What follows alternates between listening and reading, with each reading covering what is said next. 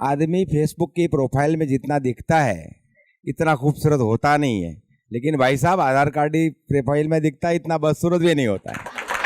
TV बिगड़ जाए तो बोलते बच्चों ने बिगाड़ दिया, और बच्चे बिगड़ जाए तो बोलते टीवी ने बिगाड़ दिया। एक आदमी मिला, बोले नवीन भाई 2000 रुपया उधार दे दो ना। मैंने कहा आपको 1-2 बार मिला हूँ लेकिन ठीक से जानता नहीं। बोले ठीक से जानता है वो देता नहीं। भाई ये देखो, मैं तो गुजराती आदमी हूँ, मैं आपको कुछ बातें गुजरात की बताता हूँ। गुजराती आदमी बड़ा होशियार रहता है। वो एक गुजराती आदमी का लड़का अपनी गर्लफ्रेंड को घुमाने लेके गया। शाम को जब घर आया तो बाप ने पूछा बेटे को कि भाई कितना खर्चा हुआ। तो लड़का बोला कि पिताजी 500 रुपया। बोले ठीक है 500 रुपया कुछ ज्यादा नहीं है। बोले वो लड़की के पास ज्यादा थे भी नहीं, और वो उसके दादा गुजर गए। गुजराती आदमी के दादा गुजर गए तो उसने न्यूज़पेपर में फोन किया ऐड देने के लिए। उसने बोला कि भाई न्यूज़पेपर में मैंने बोला कि 50 रुपए का शब्द है। बोले ठीक है लिख दो दादा डेड। बोले ऐसे नहीं साहब, आपको कम से कम 5 शब्द देने पड़ेंगे। बोले अच्छा तो लिख दो दादा dead wheel chair for sale.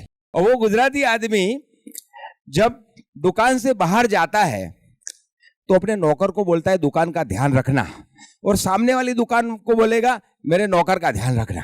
और वो बंदा जब मंदिर में जाएगा तो चप्पल ऐसी जगह रखेगा जहां से उसको चप्पल भी दिखे और भगवान भी दिखे। उसको पता है कि भगवान कहीं जाने वाले नहीं है। मैं आपको बात करूं, मैं गुजरात जा रहा था अहमदाबाद, ट्रेन में मेरी बगल में एक आदमी बैठा था, एकदम मोटा सा, टाइट जीन्स पहनी हुई थी।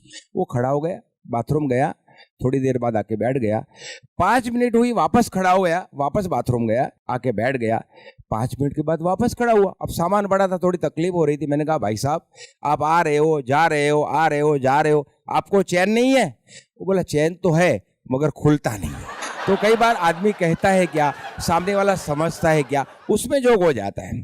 अहमदाबाद में पहुंचा तो वहां पे ऑटो में मैं बैठा। ऑटो वो शेरे ऑटो थी, पीछे 5 लोग उसने बिठा के रखे थे। एक आदमी लेफ्ट में बैठा था, मुझे उसने राइट में बिठा दिया। बोले आ जाओ साहब बैठ जाओ। और ऑटो इतनी तेज चला रहा था कि मुझे टेंशन हो गया। मैंने कहा भाई साहब ध्यान रखना, घर पे 2 बच्चे हैं। वो बोला बच्चों का ध्यान मुझे रखना है।